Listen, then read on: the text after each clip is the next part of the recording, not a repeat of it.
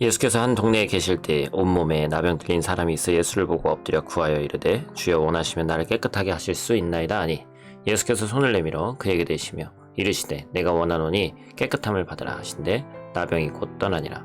예수께서 그를 경고하시되 아무에게도 이르지 말고 가서 제사장에게 내 몸을 보이고 또 내가 깨끗하게 됨으로 인하여 모세가 명한 대로 예물을 드려 그들에게 입증하라 하셨더니 예수의 소문이 더욱 퍼짐에 수많은 무리가 말씀도 듣고 자기 병도 고침을 받고자 하여 모여오되 예수는 물러가사 한적한 곳에서 기도하시니라. 아멘.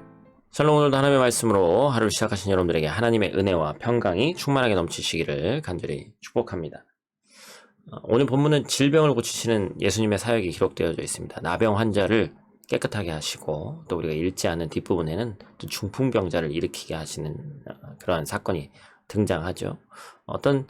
단순히 나병 환자, 중풍병자 이런 환자가 건강하게 됐다 이것을 서술하는 목적이 본문에 기록된 것이 아닐 거예요. 이 사건의 진짜 목적은 어떤 것에 뿌리를 뽑는 것에 있습니다.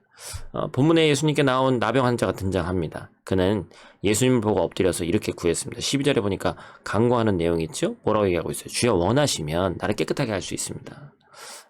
믿음이 없다라고 생각할 수도 있지만 상당히 이것은 어조 자체가 굉장히 겸손한 그런 태도죠. 왜 그렇습니까?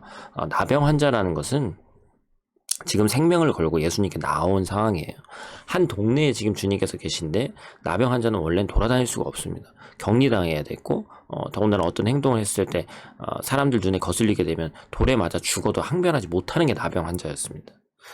그래서 그때 당시에 이제 사람들의 생각으로는 나병이라는 것은 더러운 죄를 지은 사람에게 온다라고 생각했거든요. 그런 상황이기 때문에 이 나병 환자는 목숨을 걸고 예수님을 찾아온 것이죠.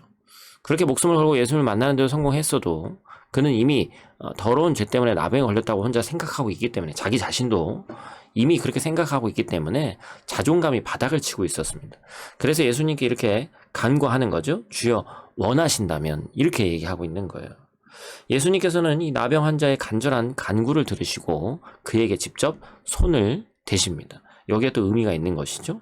나병 환자를 접촉하면 안 되는, 왜냐면 정결하지 못한, 정결법에 의해서 정결하지 못한 자를 손대면 그 손을 댄 자도 정결하지 못하게 되는 것이거든요. 불결하게 되는 것이거든요. 근데 예수님이 이 규례를 아시고도 그 나병 환자에게 일부러 손을 대셨단 말이에요. 손대지 않고도 나병을 치유하실 수 있는데 예수님이 굳이 그 나병 환자에게 손을 대신 것입니다. 율법을 무시한 게 아니죠. 그 영혼을 사랑하시는 마음으로 손을 직접 대신 겁니다. 그리고 말씀하십니다. 내가 원하노니 깨끗함을 받아라. 그 순간 나병이 떠나가고 깨끗하게 된 것이죠. 나병 환자의 간절한 기도는 그 시작이 바로 주님께 맡기는 것에 있었습니다. 나병 환자는 정말 깨끗하게 낫기를 원했지만 예수님 앞에 서서 자신의 소원만 말하지 않고 주께서 원하시는 대로 받겠다고 말했어요. 그는 진심이었습니다. 거기에 우리 예수님도 진심으로 반응하셨죠?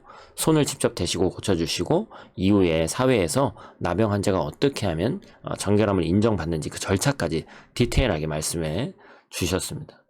사랑하는 성도 여러분, 우리의 기도는 어떻습니까? 우리의 기도는 주여 제게 주시옵소서라고 하는 경우가 다수일 겁니다. 목사님 저도 마찬가지예요.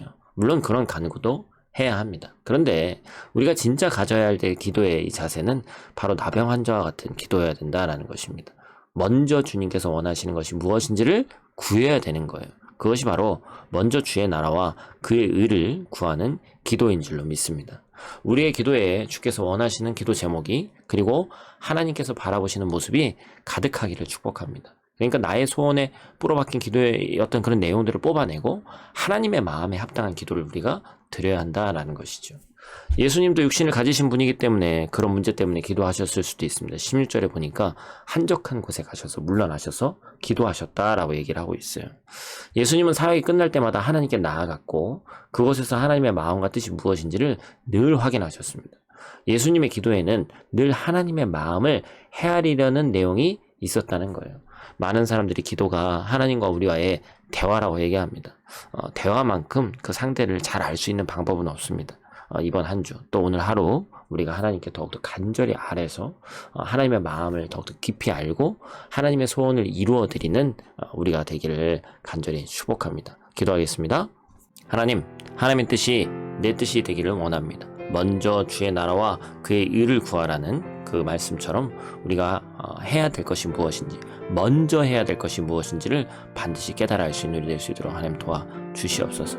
질병은 우리가 사는 세상이 죄악된 세상이기 때문에 나타나는 현상인데, 그래서 그 현상만 보고 현상만 해결하기 위한 기도를 하는 것이 아니라 그 근원에 있는 무엇이 잘못된지 기도할 수 있도록 도와주시고, 분별하며 죄악의 뿌리를 뽑아낼 수 있는 저희들 될 수 있도록 하나님 함께하여 주시옵소서. 우리가 오늘 하루도 우리를 향한 하나님 아버지의 마음을 깊이 알고 헤아리길 원하오니 하나님 동행하여 주시옵소서. 오늘 하루도 눈동자와 같이 지키실 줄 믿사오며 예수님 귀하신 이름으로 기도드립니다. 아멘.